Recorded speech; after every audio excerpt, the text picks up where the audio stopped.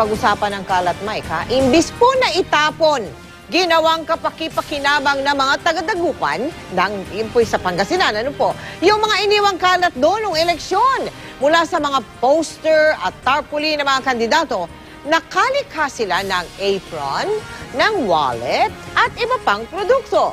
Nakatutok si Joan Ponsoy ng GMA Dagupan. Perming reklamo nung panahon ng kampanya ang nagkalat na mga tarpaulin at poster ng mga kandidato. Mula sa mga pader, puno, kable ng kuryente na nga ikinabit ang mga ito. Ngayon naman ang paglilinis ng mga ito ang kalbaryo. Sa Dagupan City, nakiisip sila ng paraan para ang kalat sa kampanya mapakinabangan. Matapos baklasin ang campaign materials gaya ng malalaking tarpaulin, diniretso ang mga ito sa tanggapan ng Waste Management Division o WMD para i-recycle. Ang mga tarpaulin ginupit at tinahi para makagawa ng iba't ibang produkto, mula sa apron hanggang pencil case. Tela lang sa bahay natin, pwede nating itahi or yung mga beads. Pwede rin lagyan ng beads para gumanda. Tiyak naman daw ang kalidad ng wallet na ito dahil gawa sa tarpaulin, hindi raw ito agad masisira kahit pa mabasa.